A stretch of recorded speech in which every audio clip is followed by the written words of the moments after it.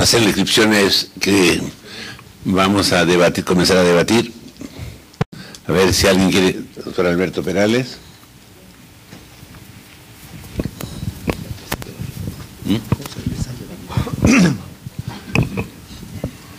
Pincelito.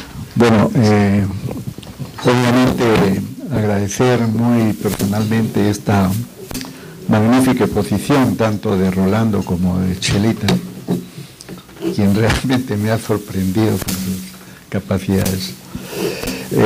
Yo quería contribuir a la pregunta, respondiendo a la pregunta de Rolando respecto al término melancolía.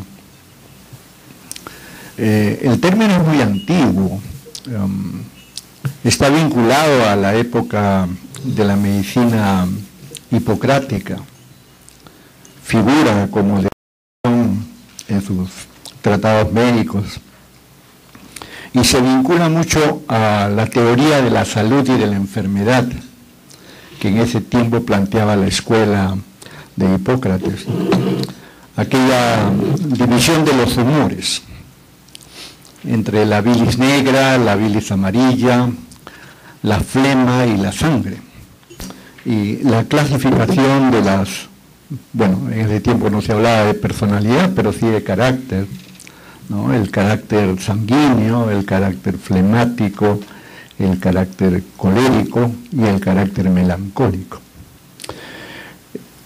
Se vincula también en su posición al hecho de que los melancólicos tienden hacia la visión triste de la vida, ¿no? O sea, hay una vinculación entre tristeza y melancolía, y que esto tenía un efecto sobre la parte física del organismo. Ese término melancólico es tomado después por la psiquiatría. Recuerdan ustedes que la psiquiatría es una especialidad joven, en realidad comparada con otras especialidades, y se toma como sinónimo del entonces cuadros depresivos intensos. Y eran intensos porque no había pues medicación que pudiera combatirla. De tal manera que se llegaba a cuadros muy severos de depresión que ahora ya no vemos, ¿no? Solamente en el siglo XVII es que ya aparece la propuesta de llamar a estos cuadros más bien depresivos que melancólicos, ¿no?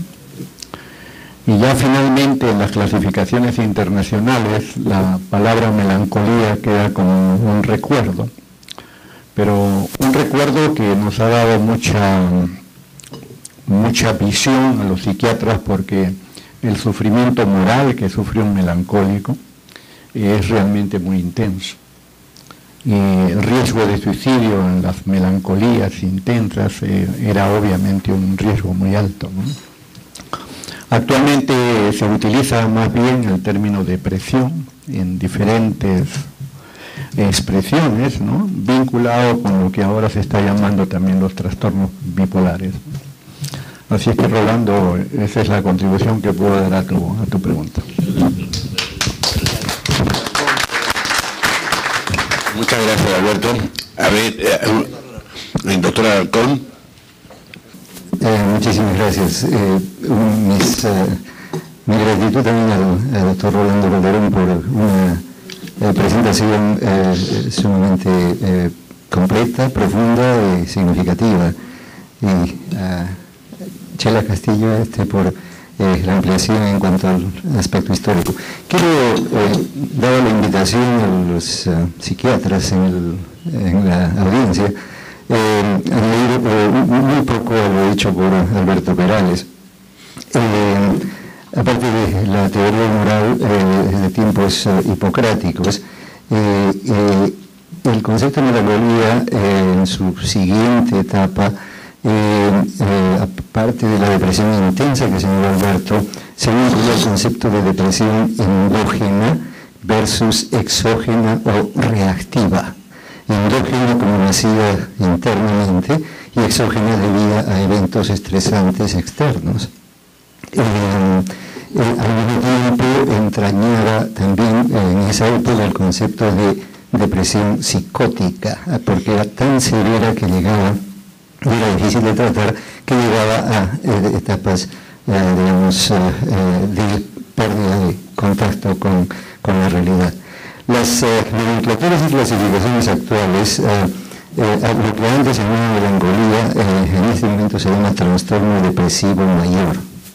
Pero por otro lado, en la última clasificación norteamericana, la llamada DSM-5, hay el concepto de espectro depresivo, que arranca con el cuadro de distimia, que es una depresión moderada a severa, de carácter crónico, continúa con el llamado trastorno depresivo mayor, y luego con la depresión, el trastorno depresivo mayor, que vendría a ser lo que se llama la depresión unipolar, y luego la depresión del trastorno bipolar, que antes era la psicosis maníaco-depresiva, y ya no se llama así.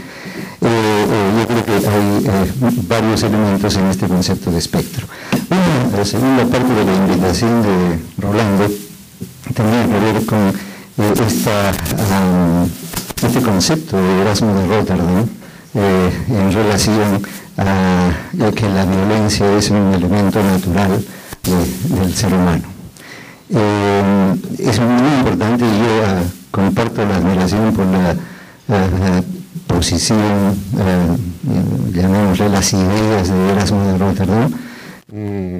Ustedes recordarán el gran amigo de Tomás Moro, el primer ministro en Inglaterra, y un filósofo de amplísima visión. Su obra máxima, Elogio de la locura, es en realidad un punto alto en la conceptualización de la naturaleza humana. Es interesante este concepto porque varios siglos después, fue repetido y reiterado por Sigmund Freud, y en ese caso estoy seguro que Saúl va a ampliar el tema. Pero el punto de violencia como elemento o componente fundamental de la naturaleza humana está recogido en la famosa carta de Freud a Albert Einstein. Cuando Albert Einstein, al comienzo, antes de la Guerra Mundial, le escribe a Freud pidiendo que se una a la protesta de intelectuales, científicos y académicos de la época contra la amenaza nacional socialista, y Einstein organizó, ya en Princeton, organizó a todos estos intelectuales a nivel mundial para escribir un manifiesto contra esta amenaza. Le escribió a Freud. Y Freud le contestó una carta muy respetuosa, histórica, por cierto, en la que le dice: sí, profesor Einstein, yo encantado voy a firmar esa carta, pero déjeme compartir con usted mi pesimismo, porque la violencia es parte de la naturaleza humana. Es interesante esa coincidencia de conceptos a lo largo de los siglos entre dos pensadores insignes. La respuesta no es fácil. Hay quienes adoptan una posición más bien optimista y dicen que no es un componente propio de la naturaleza humana. Quisiera contar a Honorio Delgado entre ellos, que pensaba que básicamente el ser humano es bondadoso, ¿no? Tal vez otra posición bastante radical, pero nacida del hondo espíritu religioso de Honorio Delgado. Y aquellos que dicen que no, que es innegable, que es imposible corregir, que está íncita en la naturaleza humana y que solo espera elementos ambientales favorables para desencadenarla. El debate continúa. Gracias. Muchas gracias, doctor Alarcón. Doctor Saúl Peña. Muy poco que decir, pero sí voy a decir algunas cositas que provienen de mi experiencia y con una tendencia, digamos, a sintetizar aspectos tremendamente importantes. Voy a empezar por tu primera pregunta. La depresión es inherente al ser humano. Todos nosotros sanos, no solamente los enfermos, estamos expuestos y respondemos con pena, con tristeza, que muchas veces es una tristeza y una pena que no solamente conduce a la persona a un sufrimiento y a un dolor y a una pérdida de todas las posibilidades de expresión humana creativas. Pero también hay que incidir que este descubrimiento de quien indudablemente tengo mucha gratitud, que es Sigmund, él sustenta algo que es, a mi entender, y da respuesta momentánea a algo importante, que en el ser humano, aparte de lo que acabo de decir, existe el instinto de vida, Eros, la libido, la energía, el instinto de muerte, que está traducida por la agresificación destructiva, tanática. Entonces, yo me sitúo en una situación de que la existencia humana es dual, en términos de estos sentimientos que forman parte, a mi entender, del conflicto primordial del ser humano, simbólicamente hablando, en cada una de las entidades, de tal manera que se va a expresar a través de las relaciones humanas, de la relación con uno mismo y de la relación con el mundo, y con la cultura y la sociedad. De tal manera que ya entrando a la depresión patológica, que tiene características que ustedes todos conocen y que no voy a... Simplemente quiero decir que, a mi entender, cada ser humano es único y también vive estos sentimientos en forma personal proveniente no solamente de sus relaciones parentales, con su madre y con su padre, y de la relación entre padre y madre, que no excluyen otras experiencias de vida, pero que forman parte primaria, primigenia. Por eso ahí viene el problema, que es que esta depresión, que es sana, frente a circunstancias determinadas, traumáticas muchas veces, va a transmitir una patología ya depresiva, que se encuentra fundamentalmente no solamente como en las neurosis o en la psicosis, sino en la personalidad, y de ahí ya viene el inicio de uno de mi tendencia. Yo creo que Alberto lo ha mencionado muy claramente, en el sentido de que existe una personalidad melancólica, como también existe una personalidad depresiva, en la que hay un predominio de estos sentimientos de tristeza, de pena, pero que en el caso de la melancolía ya es mucho más continua, más acendrada, más arraigada y también potencialmente más peligrosa, porque la melancolía, y a mí me gusta mantenerla, a pesar de que sí entiendo que hay cambios, etcétera, pero me parece que es un término muy importante y que actualmente, a mi entender, está más vinculada a la depresión psicótica, porque ya no solamente hay sentimientos vinculados a la tristeza, a la pena, al dolor, sino que hay una especie de parálisis del ser humano que incapacita a la persona a gozar, a sufrir, a tener interés sexual, afectivo, amoroso y a toda la creatividad, sino que hay una identificación muy fuerte con la muerte, simbólica o realmente. Por eso yo digo que la mujer es la expresión más sublime de la vida frente a la muerte real o simbólica. Y la vinculo a la mujer porque vinculo a la mujer con el arte. Tu presentación ha sido realmente lindísima y veo el vínculo que tú has establecido con el arte y el conocimiento que te ha llegado a conducir, igual que la doctora, que también han sido dos presentaciones bellas. Parece, disculpen por lo freudiano, pero un coito sublimado. De tal manera, y es algo pues que todos nos encanta y me han hecho disfrutar, a mí también, no he estado exento de esa situación. De tal manera que esto es en relación a tu primera pregunta, más o menos, que he querido.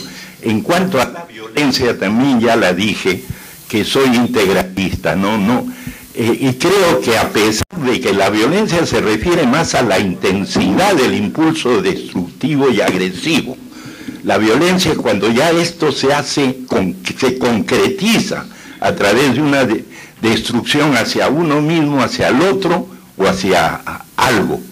Ahí está la violencia, que proviene, el instinto de muerte proviene de la agresión destructiva, pero el amor, que no se percibe como la violencia, porque ustedes ven un acto violento, es inmediatamente captado. Y en el amor también se distingue el amor silencioso. Hay mucho que bla, bla, bla, te quiero como el alma, y pura hipocresía y falsedad, inautenticidad y hasta psicopatía. Pero, en cambio, en el amor también se vive el amor en silencio, auténticamente y persistentemente.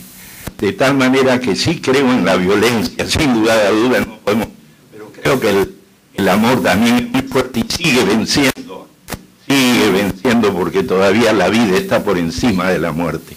Y hay personas que hacen de la muerte y del sufrimiento algo creativo y amoroso, que son, no necesito citar muchos que tú has nombrado, que han transformado, porque dentro de los artistas, pintores, escultores, existen seres que han sufrido de depresión, de melancolía, de dolor, y que han transformado este sufrimiento en algo creativo y amoroso. Gracias.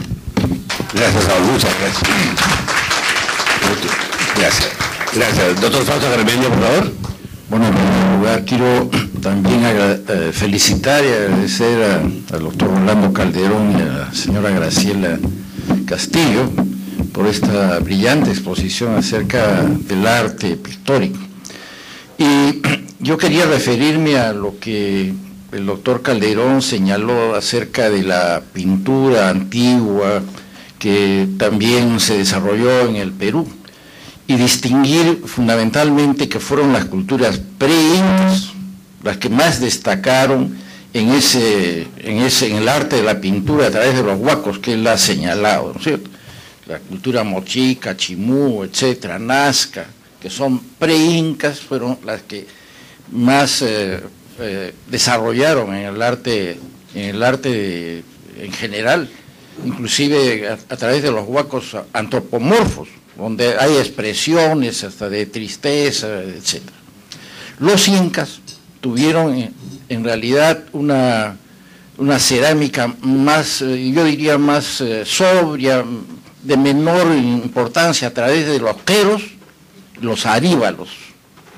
Y entonces en ellos también efectivamente pusieron una serie de figuras, etcétera, que trasuntaban sus expresiones, tanto culturales, etcétera.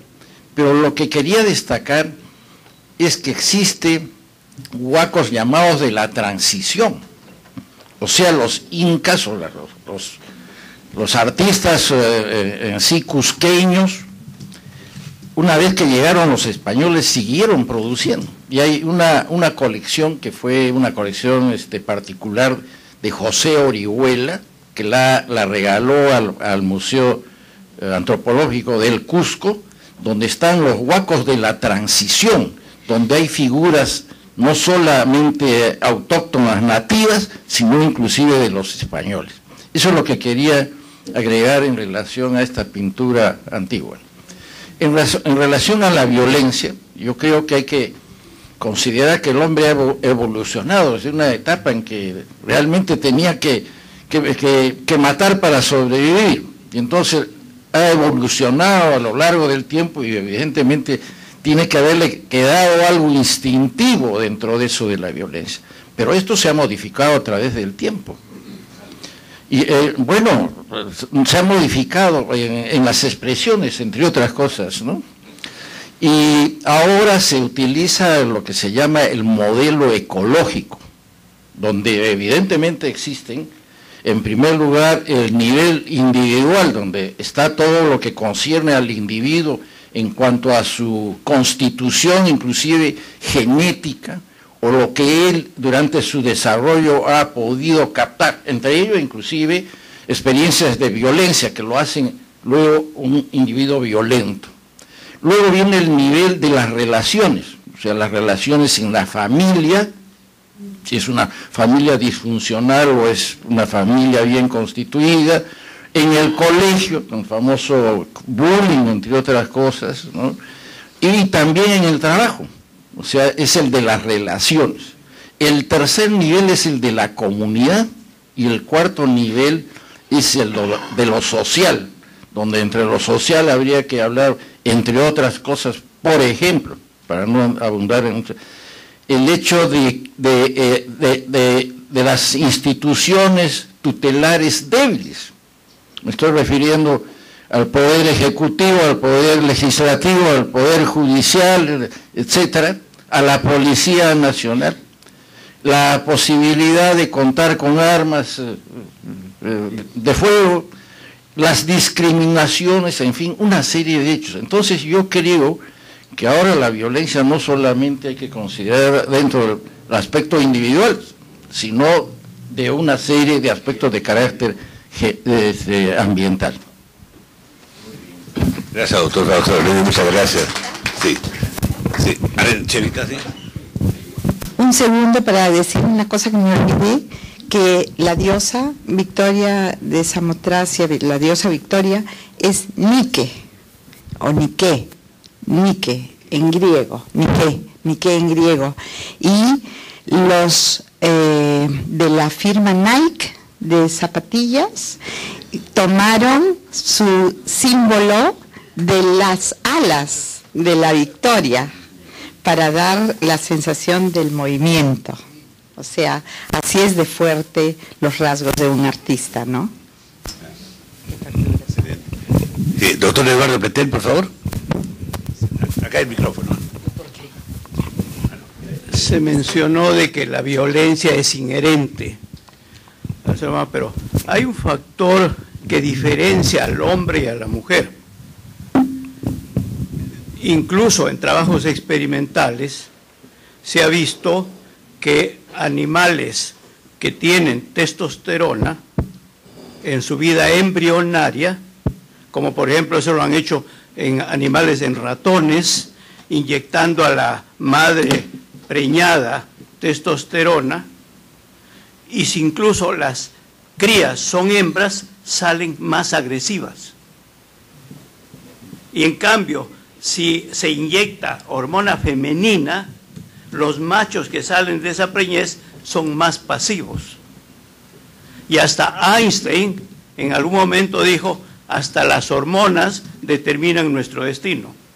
De tal manera que la agresividad, si es que tenemos que verla como inherente al ser humano, hay una diferencia indudablemente. El factor hormonal juega un rol importante en esta definición. Gracias, doctor Pretel, muchas gracias. Si me permites, Rolando, en primer lugar, disculpe, voy a tomar dos minutos. Felicitaciones por la excelente presentación. Yo quiero hablar un poquito, dar una pequeñísima contribución filosófica, ¿no? Ya no psiquiátrica ni psicológica, que es muy importante, sino filosófica. En primer lugar, la estética. La estética es una expresión de la belleza. Sabemos que es una parte importantísima de la filosofía. Aristóteles uno de sus libros fue un libro de estética fundamentalmente. Y esta belleza realmente que se ha expresado en esta extraordinaria presentación, esta belleza maravillosa, por así decirlo, realmente es de naturaleza espiritual, no es de naturaleza material. El gran filósofo Max Scheler, en el siglo XX, planteaba que dentro de los valores espirituales, digamos, uno de los valores, el primer grado de valor espiritual son justamente los valores estéticos. O sea, la capacidad del espíritu humano de poder distinguir la belleza de la fealdad, por ejemplo, o la belleza de la no belleza. Eso evidentemente ningún ser que no sea humano, que no tenga espíritu, sería capaz, digamos, de catalogarlo, de expresarlo, o de distinguirlo. El segundo punto filosófico es el tema del perspectivismo. La perspectiva que tú has presentado tan bien, eso ha entrado a la filosofía también. Y una de las grandes escuelas filosóficas del siglo XX se llama escuela perspectivista. Y tenemos ahí el gran representante que todos conocemos del perspectivismo filosófico, don José Ortega y Gasset. ¿no?